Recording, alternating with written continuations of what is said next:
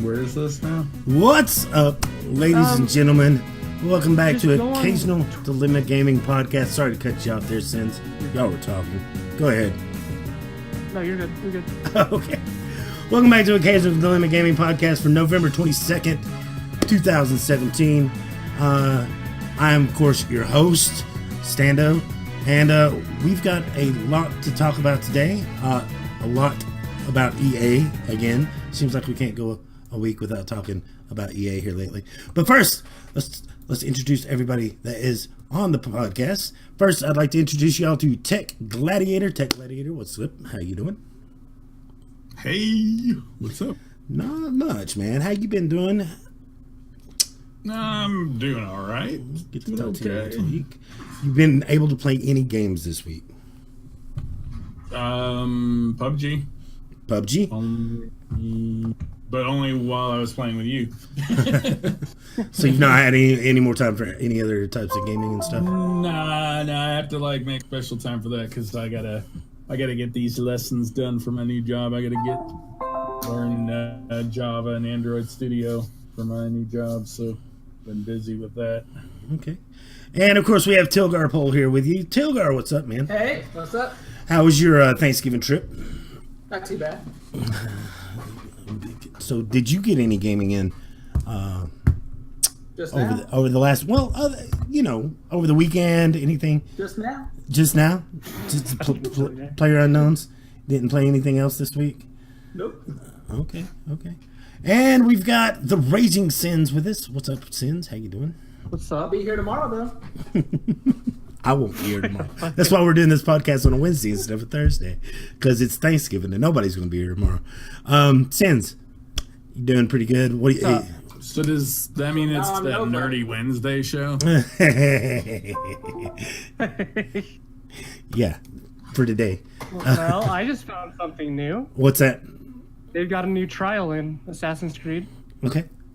was Sobek. Not Trial of Sobek. So they're going to do Trials of All the Gods, probably.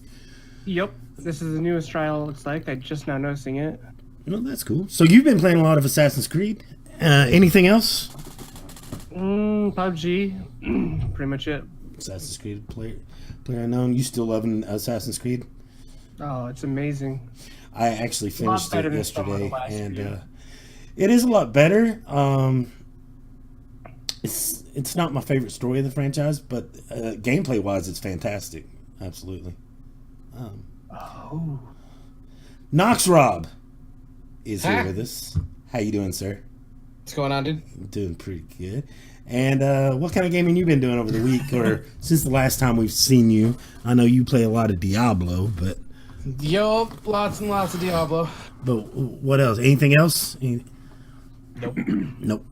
Just Diablo. I've been messing around with a couple buddies playing like old school like Warcraft 3 or like StarCraft 2 arcade games. It's been kind of, especially Warcraft 3 has been kind of like a callback to when I used to play that in like grade school and shit. Did you see the new StarCraft 3 commercial? No. Oh, it's so funny. How is there a new StarCraft 3 commercial? Well, there's the StarCraft 3 commercial because StarCraft 3 is going to be like going free to play or whatever, and they're throwing so much shade at EA with the microtransactions and loot boxes. No, that was StarCraft 2. Was it StarCraft 2? I know they did a shade one with StarCraft 2. Yeah. It might be StarCraft 2 going free to play. Yeah. Yeah. It's commercial for that, but yeah, it's hilarious. Yeah. So you have seen the new commercial? Oh yeah, it's on the Battle.net launcher. Yeah, that is pretty funny. Where he's showing the ring, and the dad's like, "Well, back in my day, no, we didn't pay all these microtransactions." It's pretty funny. Check it out. So yeah, there is that. If you didn't know, Occasional Dilemma Gaming Podcast airs live on twitch.tv/Occasional Dilemma every Thursday night, 9 p.m. Eastern Standard Time. Thank you for all you audio listeners out there and you people re-listening on the YouTube channel. If you want to check out a digital download and take this MP3 with you to go, make sure you go to occasionaldilemma.com/podcast. And if you don't want to miss an episode, make sure you subscribe to our YouTube channel, youtube.com/occasional dilemma gaming. All right. Whew. That's a mouthful. That was a mouthful. That is a mouthful, but it's worth it. If you've been listening on Podomatic, or trying to get the Podomatic, taking it with you on the go and stuff, I don't know if I'm going to be able to keep doing it on Podomatic because I've been having troubles logging into Podomatic. There's other podcast servers out there like Spreaker. I still want to try to get us on iTunes and stuff like that, but it's a work in progress. It's a work in progress. So we'll try to get an MP3 digital download for you on this episode, of course, in the upcoming days as soon as I can figure out What problems have you had logging in? Like I'll go to log in and it doesn't leave the login screen. Like I'm still there. Like it's like it took my email or whatever, but then I'm still just sitting there, like, okay. And then I go to my feed and it's like, log in to see your feed on. Glitch or something. Yeah. Maybe you need to clear your cache or something. Yeah, I did that. I thought that might be one of the problems. And then I texted the tech support guy, and he's supposed to be looking at it with me. So Format the hard drive. no. Delete your system 32 folder. No. But guys, we can't go a week without talking about EA. Sales figures are in for EA. If you guys didn't know, Star Wars Battlefront 2. Interestingly enough, sales are down. Of course, this is UK data. Of course, this translates over to the US too. Is sales down being 40% under what Battlefield 1 sold last year. Here in the US, 50% in the UK, and down 60% from Star Wars Battlefront 1. So a lot of people are going through with their boycotts and not buying the game. Of course, EA did get a phone call the night of launch from the CEO over at Disney, who had a long conversation, and within the next few hours, right before launch, they took the microtransaction loot boxes offline, but said that they would, sorry, we didn't get this right. We are going to bring the loot boxes back later, but right now, we're fine tuning and tweaking the game before we do that. And of course, a lot of people are still worried about the later part. And this is a big problem because the game was built around a progression system that's tied up into these loot boxes. So it's virtually pay to win. And a lot of people had a lot of problems grinding 40 hours just to unlock Darth Vader and Luke Skywalker, two of the mainstays of the entire franchise. So it's a huge problem. 4,000 hours to get everything unlocked? Yeah, 4,000 hours to get everything unlocked. That's after the change, by the way. Or you could pay $2,000 and get it right away. I mean, So Oh yeah, just $2,000. Just $2,000 to unlock everything. And, Yeah. and that's random too. That's not a set thing. So Since rating is bank account right now. Just take all of our money.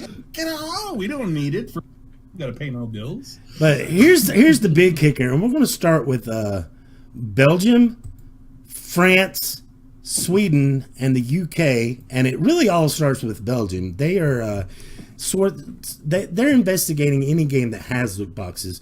Of course, this has been brought to light, of course, by Star Wars Battlefront 2, but they're also looking into Overwatch. And Belgian government officials are pretty convinced that these are predatory microtransactions that are gambling. Just they're saying it's gambling, straight out. You do get something every time you put money in, but it's a random something, and it may not have any value to the player that is playing. It's just that random chance, and they say it's predatory, especially when it comes to children who are easily to be influenced.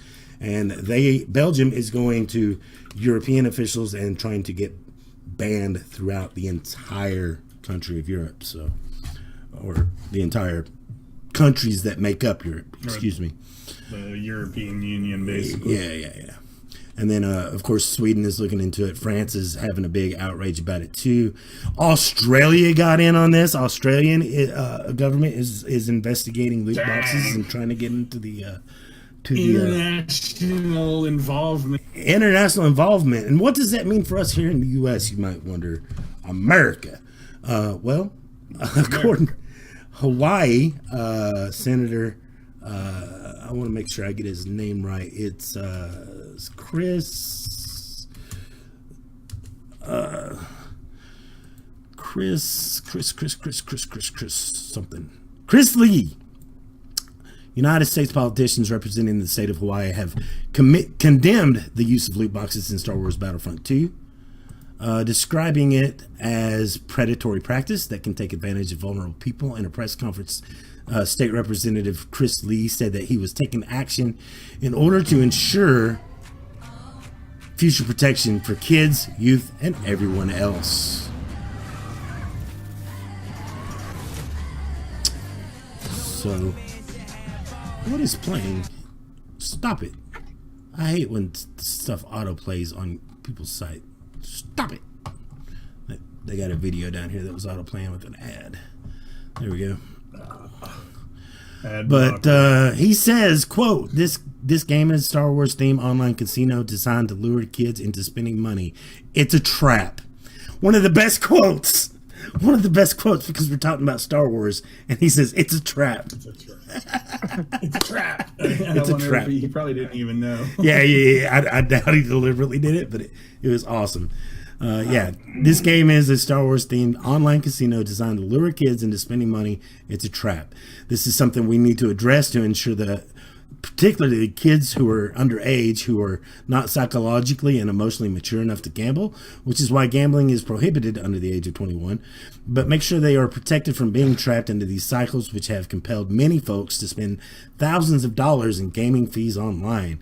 And of course, the regulation he seeks is not outright banning loot boxes, but rather making sure that games that contain loot boxes, you have to be 18 or older to buy them. So, but here's the big kicker: is if you get that 18 plus, what? Okay, you got it. Okay, never mind. You're fixing it. If you get that 18 plus rating, the brick and mortar store is less likely to carry your product. So, Can we figure out what this Star Wars game is rated? this Star Wars game, Assuming it's E. it's You M. think it's I've E? got it right here. Yeah, it's M. Okay, Oh, so them? Battlefront 2 is M, rated M. Yeah. No. Assassin's Creed is rated M. no. Oh, okay. Yeah. The Star Wars Battlefront 2 is rated T for teen. Okay. Okay. Yep. This is one of those things that I wanted the ESRB to get involved myself, the ratings board, but you know what happened there. ESRB said, "Oh no, it's not gambling." Oh, it's not. But I didn't want the government to get involved because regulation in games could restrict.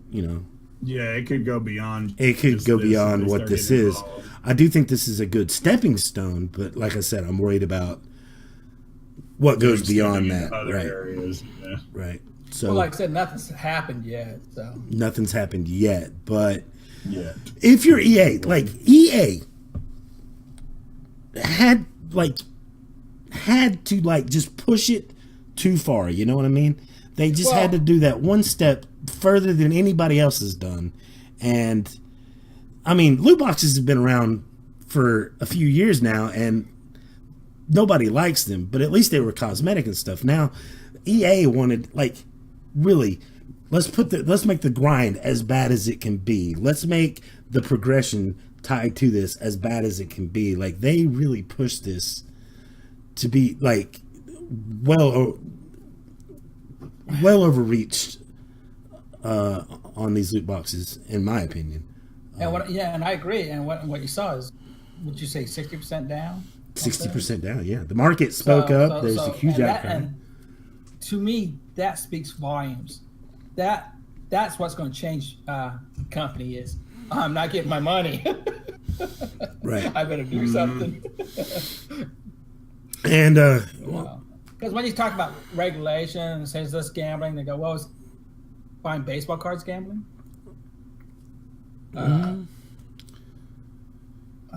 I mean, that's some arguments they're going to use. I'm not saying. I know that's the arguments they're going to use, but So You're that's still getting one- a physical product that you can trade or sell somebody Yeah, but else. still, like I said, I want this rookie such and such.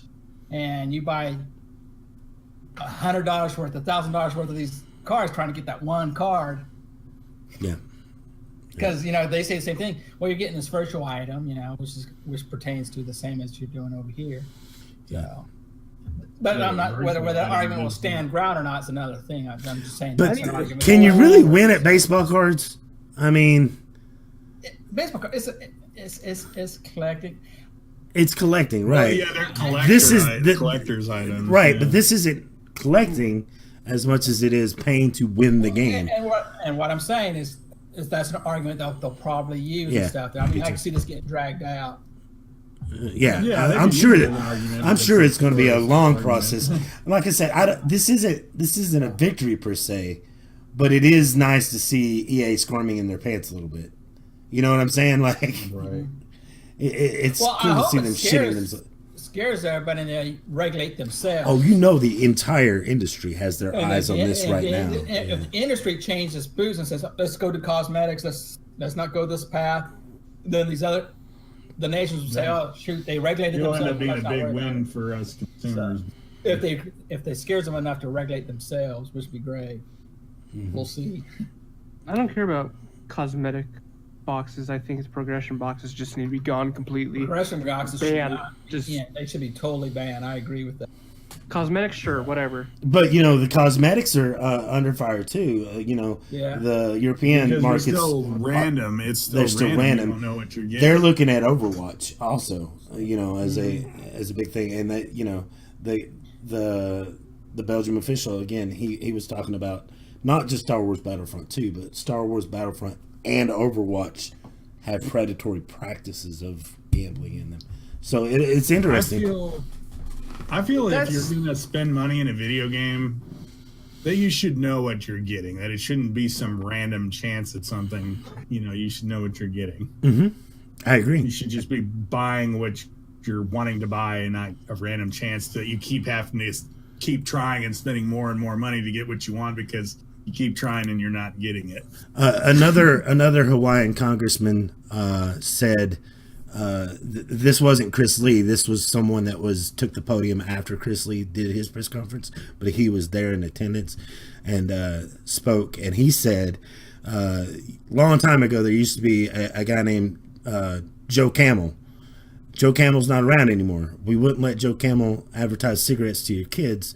We're not going to let Star Wars advertise gambling to your kids either. It's not right. So That's the level we're at. And they're true. They had a mother speak, and the mother was talking about, like, it's hard to watch everything your kid does, especially in the online world that we live in today. And just because you tell them, no, you can't have this, doesn't mean that they won't try to undermine you and get it another way. You know what I mean? So that's a problem. So what do you think, Rob? You being quiet? Yeah, I don't know. It clearly sounds to me that they're not doing their homework pretty well here. Like, I can understand with EA and doing what they're talking about, gambling and stuff like that, and pay to win in that regards. But I find it hard that they're mentioning Overwatch in that just because it's such a popular game. Like, no, it's to be fair, one of the congressmen did mention that this used to be a mobile thing that started on the mobile market, but now it's becoming a main event thing. He's aware of the way it progressed, and he seemed like a pretty younger guy. So I don't know. It just seems weird to include Overwatch into that because I don't see that being like a pay-to-win scenario or really a lottery because they give away those boxes like all the time. Well, I'm trying to. If they give them away, that's one thing, but having to buy them, No, like there's an option to buy them if you want more. But I've played a little Overwatch. Well, that's just you get a box every time you level. Like during every event that they do, they give away boxes. Well, even in Twitch gives them away for Twitch Prime stuff like that. Like they throw those boxes out at the people, and it's just cosmetic loot. You just get skins and messages and sprays and stuff like that. I don't know if that would really be considered gambling at all because there's no real. It's just loot, kind of like how PUBG has it, where all you get is cosmetic items. Would you consider that be really gambling? I don't Well, participate and in I it, guess you know? And I can see how they can take it with PUBG because they have the Steam Marketplace where you can sell the stuff. In Overwatch, you can't sell any of that. Once you open it, that is yours. But what about Star Wars Battlefront 2? Also, you earn credits in game to buy the boxes, so you don't have to buy them with money. But there is a long grind to it, But yeah, so you're still getting boxes. You're not getting them probably as often as you are in but the Overwatch. fact is with EA is those are more pay to win boxes Yeah. compared They to use- just cosmetics. Oh, I hear you. But then you gotta think about yeah. it that kids though are going and buying this stuff too because they're like, oh, well, like I don't want to wait. Yeah, I think that's the thing. until I Is level up. I want it all the time. the targeting of the But for kids. them to Money. do that, they have to have their parents' credit card. Exactly. It's the Well, key that's to all they're saying is like parents' problem. the children will That people undermine. would steal their parents' credit card. I you know? mean, I try to steal your credit card and do all kinds of shit. All I can say is, if I stole my credit Yeah. card from my mom, I wouldn't live to see the other day. And That's there's what I'm saying. That comes to parenting. now in this Yeah, press I see conference. that comes down my to kids parenting. wouldn't do that to me, but Now- some people, yeah. Now they also in this press conference talked about people. You know, they didn't just say children; they were talking about everyone, and they were talking about people who are susceptible to gambling addictions and stuff, and how this does feel that addiction, and those people need to be helped and protected too. So there's a lot of conversation around that as well. And you know that's obvious because there's the one guy that spent what was it? It was $15,000 in Mass Effect Andromeda microtransactions. I didn't even know there were microtransactions in that game. I mean, yeah. Why do you think EA wants to make every game a service? You know what I mean? Like games as service. Why do you think this is becoming Well, so popular? If you look at EA's the tail record end of the lately, game. over the past like 5 years, they've been reducing the amount of games they put out and putting a huge emphasis on microtransaction exactly, and paid DLC. yeah, that's it. Because it So makes I them know a that's lot of EA money. stuff. Yeah, and it's no different for Battlefront 2. Like It- they're still gonna pull out a profit, and they're enticing people because looks like with all this backlash with EA, they've been like throwing copies out to popular people and sponsoring, you know, YouTubers and streamers to play the game to try and get that hype back. Yeah, I don't think that's really happening. That because there's only 1,000 people playing it on Twitch. I know there's 1,000 people playing on Twitch. I'm saying when they first came out, they're literally giving keys away to tons of like YouTubers. No. That wasn't them giving keys away. That was the 1,000 people playing, or that was 1,000 the people that was watching. the 1,000 people watching. That was the EA Access. So if you were an EA Access member and you bought the game, if you pre-ordered before a certain date, you got to play a game a week before anybody else. No, I'm just talking about like I you know, some of the YouTubers that I watch. Right. They all were getting tons of like packages Right. from them, getting sponsorships from them, giving tons of keys to give away But he- to kind of come back as backlash. A lot of those YouTubers too, like Boogie, said that he got his code and he's telling you not to buy that game. I've seen a lot of YouTubers say that. I got my code from EA. They sent me a code. Don't buy it. Yeah. I've It heard a lot of depends that. what they sign because I know with like a lot of sponsorships too, some of them they only get sponsored. Because Boogie May just got a free key from them and not necessarily a sponsorship. Right. Because it depends. Because they have do to that. disclose what they want to do. Like, because I know some people, it says they have to disclose that they got paid, and then some of these people do the unmoral way thing is saying only say really good things about this game, Right. which I think is illegal now, if I'm not mistaken. It is illegal. So Yes. I've not been seeing as much of that. I have seen people saying that they got review copies in and that their review copy, the game, don't buy it.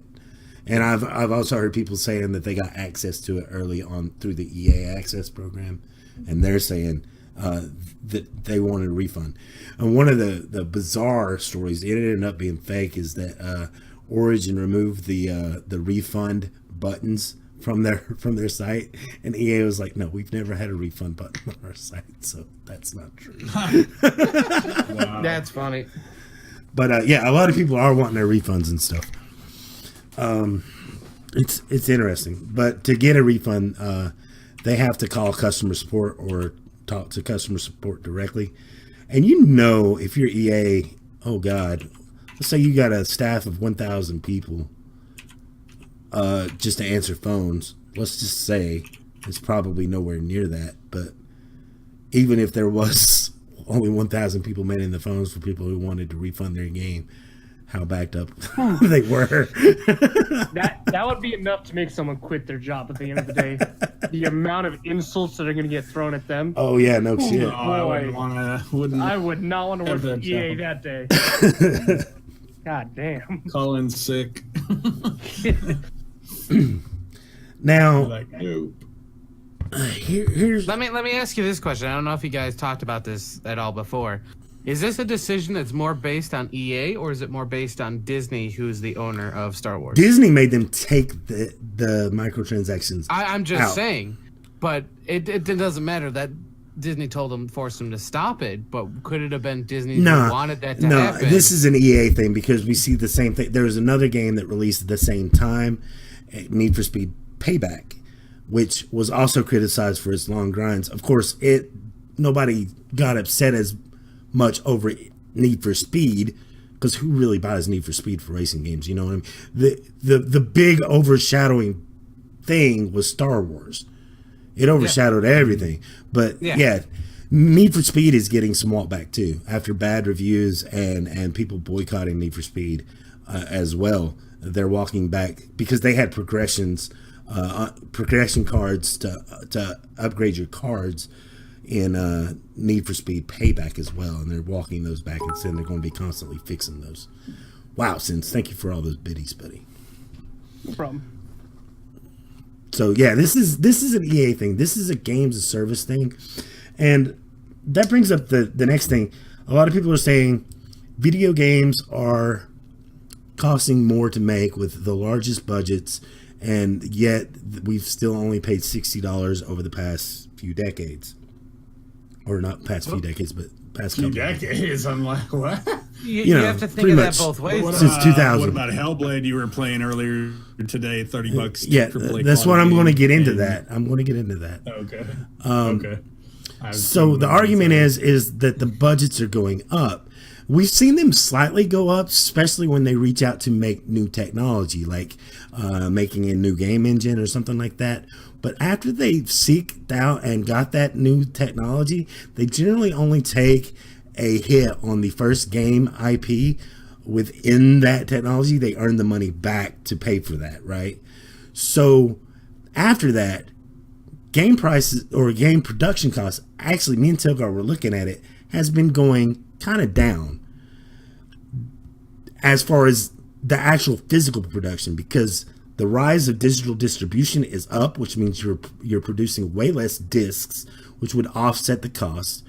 Also, you're using the same. There's a mandate that you use the same engine in almost every game produced by that publisher. For example, EA was even making Visceral try to make their Frostbite engine work for a third-person action game when it was clearly designed with first-party games in mind. And you can see every EA game uses the Frostbite engine. Even Mass Effect Andromeda used the Frostbite engine. And then you've got, like the Uncharted people. Yeah, they had to make an engine to make the first Uncharted, but for Uncharted 2 and 3 and 4, they kind of use the same engine, just tweak it up a little bit. Call of Duty does the same thing. So they're not using a whole lot of money. Plus, when they do this, they make quality of life improvements to their system so that they can design faster and have higher volume output. That costs them less money. Do you understand where I'm going with that? It's a cheaper way of making games. Even Assassin's Creed uses the same engine almost every iteration. You know what I mean? So with that in mind, and the CD production going down, and then you have the publishers that participate in charities, so they're getting huge cutbacks that offset their costs because they're getting tax exemptions and all of this other stuff, tax breaks. The thing that's really went up in price is marketing. Marketing is out the roof. The amount of money that let's say the average game costs about $10 million to make. That's actually about right. It costs about $10 million to make a game, right? It's one of these AAA games. But the marketing can be upward of $200 million, which is insane. It sounds to me like they need to scale back their marketing. But one of the big things that we've been asking, or the industry's been asking, is since games cost so much to make, which I don't think they do. I think, like I said, we see the costs trending downwards. But should we raise the price of games from $60 to $90 and negate all of the BS microtransactions? They won't negate it regardless. I'm not It'll buying still games be a if they thing. go up to $90. Fuck that. Yeah. Yeah. Almost $100 for a fucking game. Yeah. Well, if you want to play Destiny, it was basically $100. Yeah, I mean, a lot of these are $100 anyway. Think about it. Mortal Kombat, the Mortal Kombat games. What is it? It's $60 for the game, but if you want these 4 or 5 characters that come out, it's like $90 after you pay for the season passes and stuff. I used to be guilty of spending $110 every year on Call of Duty between the game itself and season passes. I used to be guilty of that. When you played Call of Duty, though, let me ask you, because I never really played any of the Call of Duties. When you bought the $60 game, did it feel like a full game? Yes. Yes. Okay, and then when they came out with DLC, it was just basically more maps and stuff. Maybe a couple weapons here or there, but it was basically just maps. Expansion. Do you feel like in those DLCs, some of those maps should have been just included in the normal game? Do you feel like you got they enough? probably could have. Although they were always really good though about having already built in though too. There was already like a good variety of maps built in. So technically, you didn't really even need to get the season pass. You'd get the full experience just from the game. The season pass was just so you could play the new maps when your friends got the new maps, basically. Yeah, on if you wanted to play pretty much multiplayer, you had to get the season pass. Well, with your friends, you could play multiplayer without this, and you would just play the maps that are built into the game. But you like, say, if your friends like had the season pass, they wouldn't be able to play their new maps if they played with somebody who didn't have. Oh, so you could technically go down, because I know what was it? It's supposed to play at one point. It's supposed to play. Like you had if you didn't have the DLC, like you couldn't queue for certain stuff. Yeah, because in some of their DLCs, they came out with new game modes. Right. And so if you didn't have that DLC, you couldn't queue that game mode. Right. It's splits the player base. Specific game mode that they came out with that weren't available in the base game. That were there wasn't any like DLC only game modes. There was some playlists, like DLC only playlists. With maps, those game modes, right? But the game modes themselves were included in the base game. Really, the DLC, all you got was some maybe an extra gun, and multiplayer maps. There wasn't anything beyond that. It was just like basically expansion packs, Yeah, but if you didn't get that, you still had a full game. The game was complete without that. But the question that I was asking guys is the market, if the IP is big enough, obviously they still make profit as long as they sell enough copies. And with them taking less risk on new IPs, I mean, even Horizon Zero Dawn, which is a new IP made well beyond bank, you know what I mean? And it didn't have microtransactions. So we know that the games are out there being made right now, that are making profit. It may not be the profit that they want to see, but it is a profit. It's enough to pay everybody. It's enough to keep the lights on. It's enough to keep shareholders for the most part Maybe they happy. might not be able to get that new vacation yacht that they want. Yeah, they could. That's what I'm saying. There's a difference between there's a difference between 20th yacht. There's a difference between being rich and stupid rich. Do you know what I'm saying? Right. That's what I mean. I mean, they've got a few yachts already, but they want. But my question, they're only going to be able to buy 3 yachts instead of. So you guys want my point? Is it necessary for the game industry to? Is this the time to be talking about raising prices on games? Tilgar, Absolutely not. what do you think? No, I don't think so. But the game's going to do whatever. The companies are going to do whatever they think they can get away with, and what's going to make them money. I mean, that's bottom line. So if they can raise prices and get microtransactions at the same time, that's what they'll do. If just doing microtransactions will get the profit, and they can't raise the price because they're afraid they'll scared of games, that's what they'll do. It all comes down to the bottom. Not every company's like that, but generally, most of the companies going to be, what is my bottom line? What does my stockholders want? Right.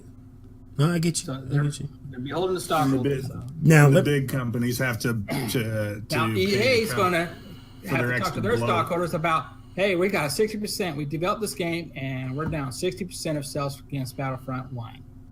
Their stockholders are not going to be happy, and then you're going to probably see a change. Unless Right. something drastically happens over Christmas, and they recoup those sales. But if they don't, come their first quarter earnings come next year. Right.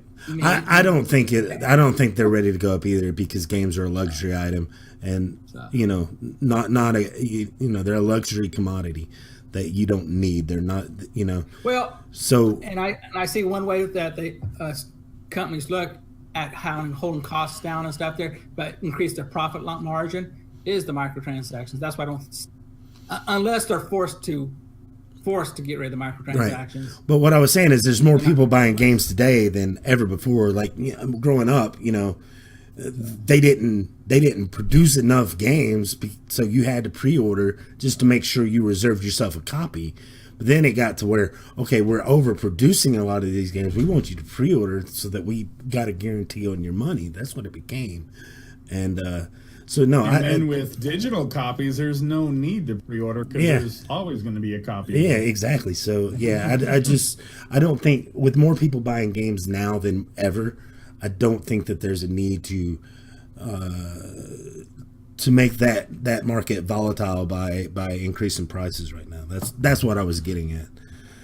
Like, I used to pre-order my comic books to make sure that I got a copy of my comic, didn't miss out. Like, I didn't want to go to the comic book store and be like, oh, that issue was sold out. Damn it.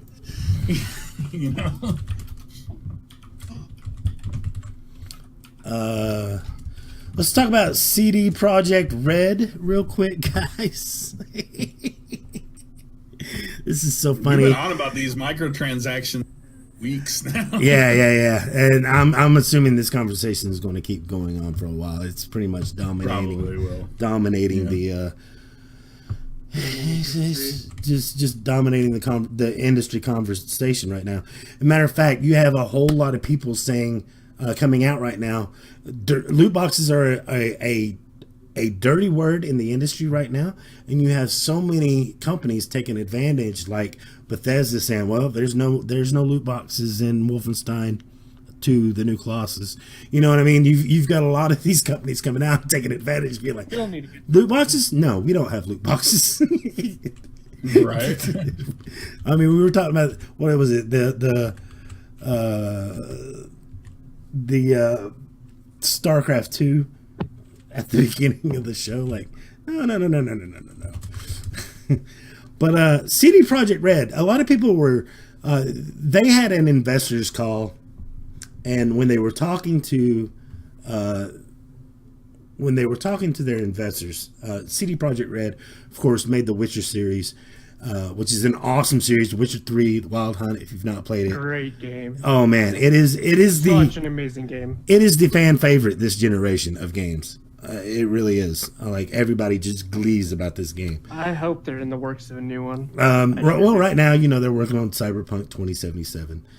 But when they were talking to their investors, of course, they were talking about how online connectivity is important, how they want to add, multiplayer features to some games in the future, and probably look at games as a service and learn more about it. But it was all talking around that stuff. Does that make sense? And who was this again? Was this CD Projekt Red? CD Projekt Red, yeah. And so they were thinking about all this stuff too? No. They were just talking to investors. Like, they were talking, when you talk to investors, what happens is you end up talking about financials. And that's what they were talking to the investors about.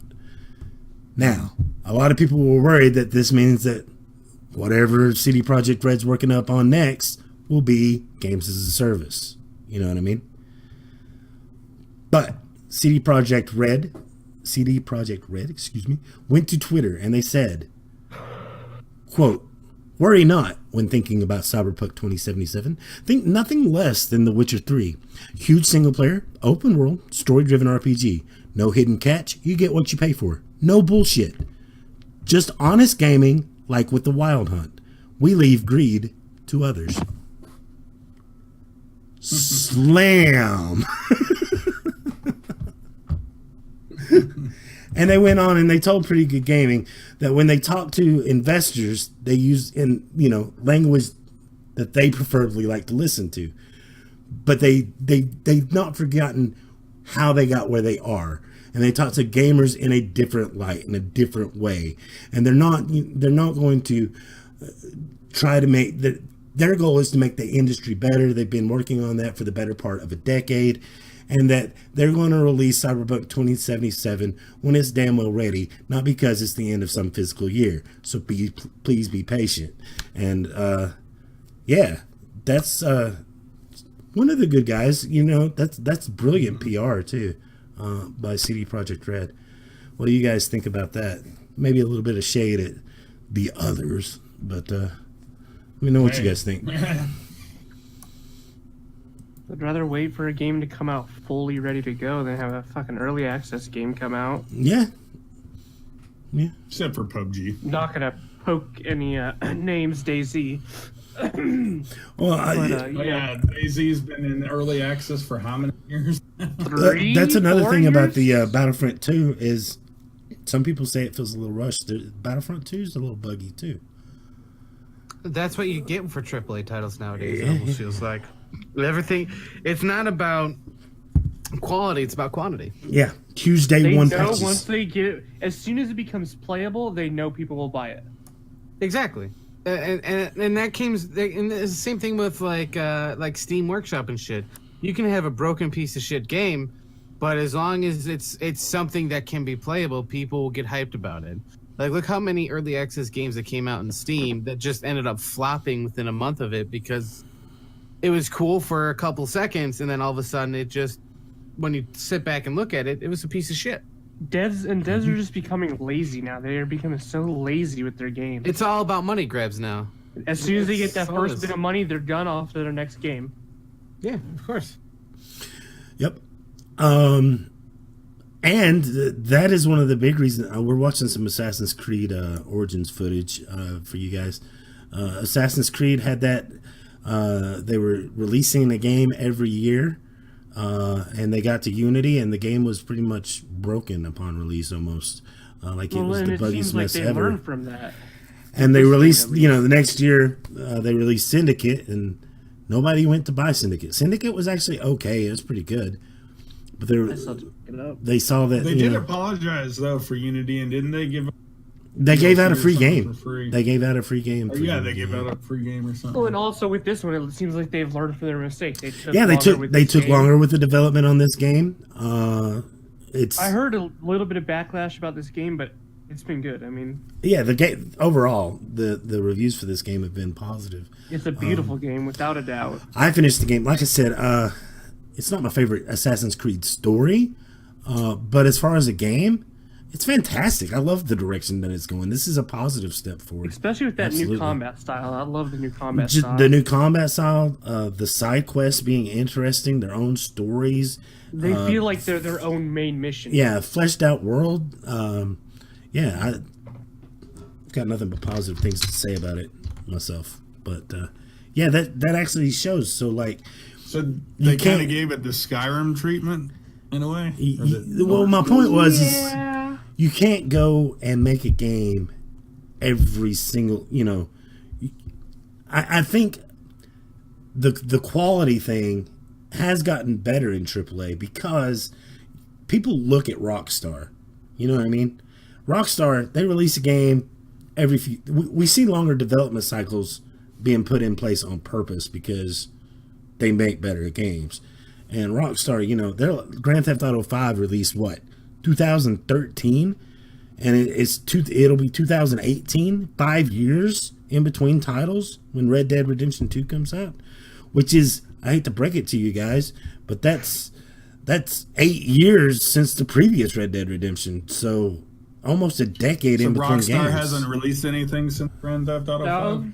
No. No, I don't think so. Let's see. No. Just updates for GTA 5. They keep coming out with new Yeah, game new- modes and new stuff game like modes for that. GTA 5. And that deal, But not a completely new game. Yeah, and when they do that, not the whole studio's working on that. That's just, It's this a group. good team, though. It's a There is good team. Yeah, team yeah, that's still they keep around for GTA 5, which is cool. And guess what? Most of their updates are free. Are they paying for their They're license? free. and they're worth it. All their updates are good. They don't. Keep in mind, a lot of the new shit that they come out with costs millions of dollars, like in game, which kind of convinces people to pay for more in-game money. But it's free. Rockstar has not released a lot of games. No, they haven't. That's what I'm saying. I think everybody looks at them as the quality standard. Their first game is Wild Metal. I don't even know what the hell that is. So, but what were you saying, Togar? You were asking a question. Well, it makes a difference whether you own the license or you don't own the license. That's true. That's true. Because EA. I don't know why EA paid for the Disney license or for the Star Wars license, but I'm pretty sure it was a pretty pain. The only thing Disney cares about is they got their money. As long as you don't harm the image of Star Wars, it's their game to do with as they will. That's another thing to bring up, though, is with all the controversy. Right. That's why you saw Disney step in there. But How long do you think EA will keep? Do you think they'll keep it for the? They got the contract in 2013. It's a 10-year deal. We don't know what else in the contract, so it'll be until 2023. I hope they lose it. Do you think they can? Do you think they can lose it, or will they keep it the entire 10 years? Because it sucks that only I'm hoping that contract. I guess after this problem they'll change. I'm hoping. And this next one come out. Did you just say you hope EA changes? Wow. I miss the Lucas Arts Star Wars games. I miss the Lucas Arts Star. Well, that's not coming back. I mean, Disney Interactive. They dissolved LucasArts. But that's what the kind of Star Wars games I want. Those kinds that we got, like Jedi Knight and stuff like that. That's what I want. But Disney Interactive's not even around anymore. Disney doesn't want anything to do with making video games. They don't even make their own video games anymore, which is interesting. We need to go and I would like to see it profit by just leasing their IP out. That's true. We need to play That's all they care about. They can just sit back and collect money. Technically, they don't take no risk on the development costs or anything. Technically, that's how all Disney makes money on is licensing and parks. I mean, when you boil it down, and marketing. They make a bunch of money on toys. Well, actually, they sell the license. That's licensing. Yeah. Yeah. They sell it to Hasbro. They don't make the toys or anything. Yeah, No, it's all licensing and parks. And you say the movies, but if the movie doesn't do, that's not where they get the bulk of their money. I mean, the movie does well, they make a sequel, and if it doesn't, we're never visiting that again. And I'm glad Disney does like their marketing, but George Lucas started making his Star Wars was all right. Big commercial for our merchandising brand.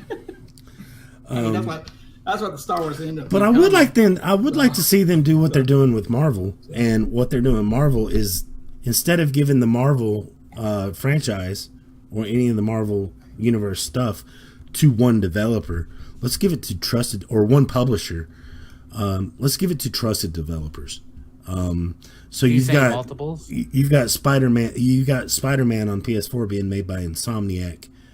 You have the Avengers game being made by Creative Dynamics, which is a Square Enix company. They're using different. They're using developers rather than partnering with publishers, and I kind of would like to see that with Star Wars. I mean, wouldn't it be cool to see Naughty Dog get to work on Star Wars, or Bethesda get to do? It's such a huge IP, though. It's such a huge IP. Yeah, it is.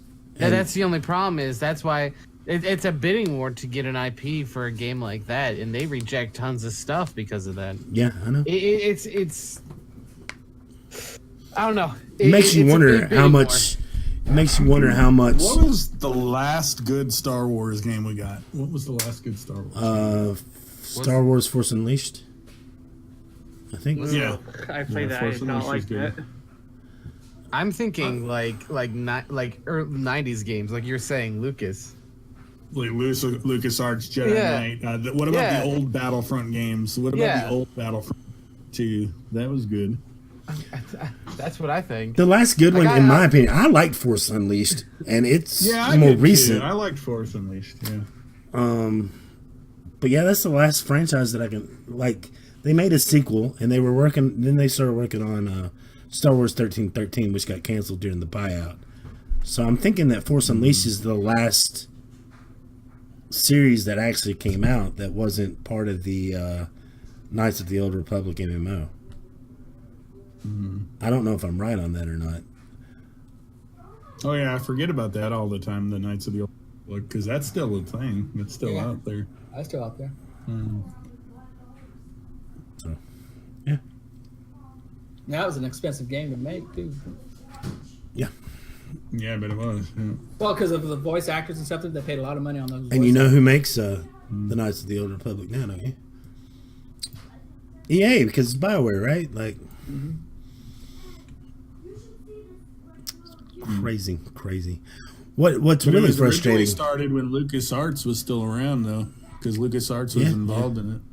What's really frustrating, I think, about this whole deal is that there are a lot of people that just want a good, decent, single-player Star Wars story. A full-length I would feature love Star a Wars. new Jedi Knight, next-gen Jedi Knight game, man. Yeah. Oh, that would be so awesome. And I think that's the most frustrating thing for a lot of people. Because it's EA, and that's not where the money is. The money's in multiplayer. Money's in multiplayer. And the people say, well, this new game's got a single player. It's 4 hours long. And No, it doesn't. That's not a 4 single player. freaking hours. That's like It was 4 hours of a training. Those are training missions. Yeah, 4 hours Like, training to missions. train you for the multiplayer. And it's literally like the same missions over and over again. Do this, do that, you're done. It's a 4 hour wave shooter is what it is. Dang. It's just so disappointing, guys. Just so disappointing. Yeah. It really, really is. Let's talk about some games that we can buy for the holidays that doesn't have loot boxes or microtransactions in them. I'm going to go ahead and start off, and I want to say Hellblade: Senua's Sacrifice, Horizon Zero Dawn is a good one to get. Uncharted: The Lost Legacy is a good one to get this year for the single player. And I'm also going to throw in, let's see, the Wolfenstein 2, the new Colossus. Have you played any of that yet? Not yet, but I want to. It looks good. I never Looks played really, the really first one, good. though. So I probably should play the first one first. but that Yeah, Hellblade: Senua's Sacrifice is 25% off right now on Steam. yep, I got it for $20. Steam knows they got it. I mean the original price on Hellblade. We can talk about Hellblade real briefly. It was $40, wasn't it? Oh, I think that's what Wolfenstein I New paid Colossus for it. $30. I think it was $30. I think that's what I paid for it, yeah. Minus 50% Hellblade was on the New $30 Colossus right now. And another thing about Hellblade is that it was only distributed digitally, so you can only find it on Steam or in PSN. It wasn't released to Xbox at all. But it is made by Ninja Theory and published by Ninja Theory. So they published it independently, and by doing it digital only is how they got the price down. So their goal moving forward is to make these smaller, scaled back experiences that are about 10 hours long in length, 10 to 15 hours long in length, that are AAA quality, but being able to afford doing that by scaling back marketing a little bit, of course, and also releasing it only digital, so that they don't have to worry about any production costs. So support that game. Speaking of Wolfenstein, you got on PlayStation Network, they have Wolfenstein the 2-pack for $14.99, which includes Wolfenstein the New Order and the Old Blood for $15. The team behind Ninja Theory is very small too. Wonder Up says, yeah.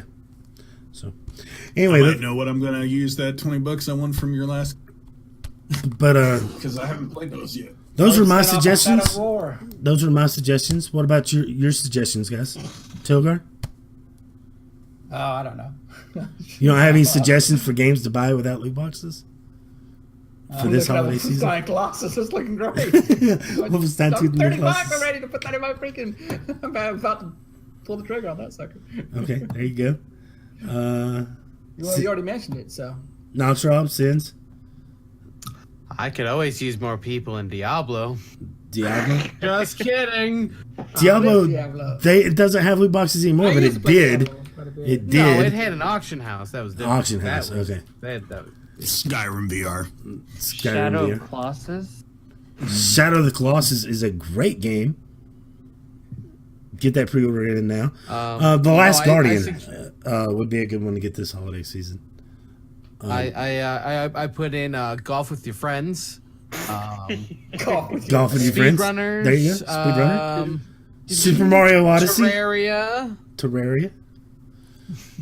Okay. Left 4 Dead's $1.99. There you go. Oh, Did we figure out Skyrim a for the release Switch date too. for Death Stranding? Skyrim for the Switch. Skyrim for the Switch does have sort of microtransactions, but you don't stay away from that stupid. What is it? The freaking Creation Club. Yeah, stay away from that thing. So dumb. Okay. I haven't played Okay, this, but Resident Evil Revelations 2. Don't let me fanboy just out say this here. about the- Don't fanboy let me out just here, say Tech, this. because I'm the biggest Skyrim fan. I play that game 5 times over. Just hear Still me out. bullshit. Hear me out. Just hear me out. Hear me out. At least it's not like random Creation Club stuff. You get what you know what you're getting. That's true. But You're they're- not like getting The something thing is, random. they're pulling that stuff straight off of Nexus and charging you for it. No.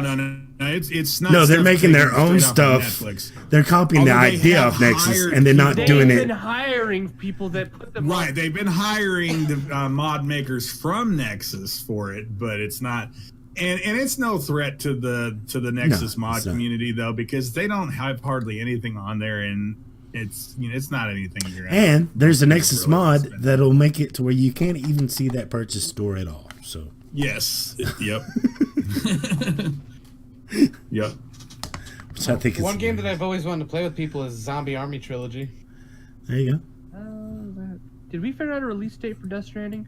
go. No, there's no set date. That's. Oh, I'm so I'm mad. telling you, if you're expecting that game before 2020, sorry, that game's not gonna be out till 2020, dude. It's Hideo Kojima. We're talking about the guy that makes Metal Gear games.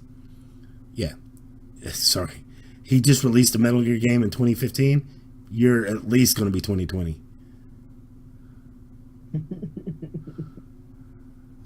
At the soonest 2020.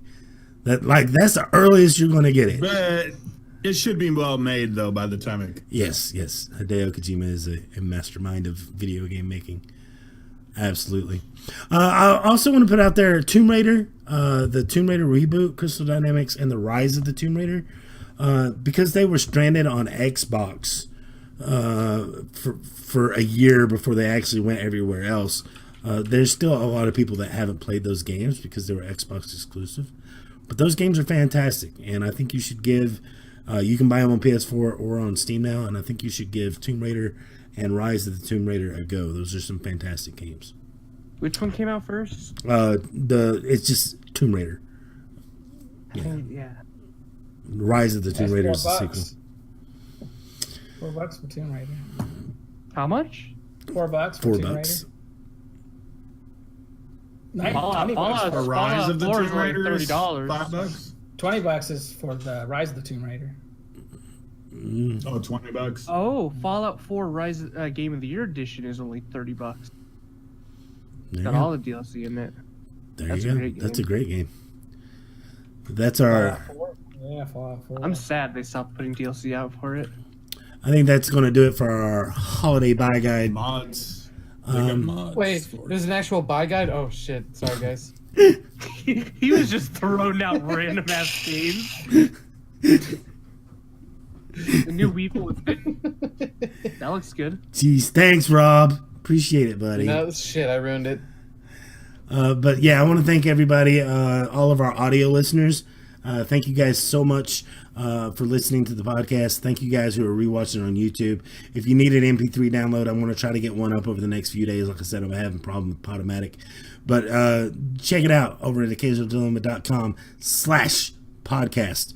Also, don't forget to subscribe for new episodes every week over at youtube.com/occasionaldilemmagaming. And of course, you can watch it live every Thursday at 9 p.m. Eastern Standard Time, except for this Thursday because it's Thanksgiving. 9 p.m. Eastern Standard Time, twitch.tv/occasionaldilemma. Until next time, guys, remember that I love your faces. Thank you so much, Nox Rob, Raging Sins, Telegraph Pole, Tech Gladiator, for hanging out with me today. And thank you guys for listening. And we'll catch you guys on the flip side. Until then, have a good one. Peace. Have a happy Thanksgiving. Yes, happy Thanksgiving. My bad.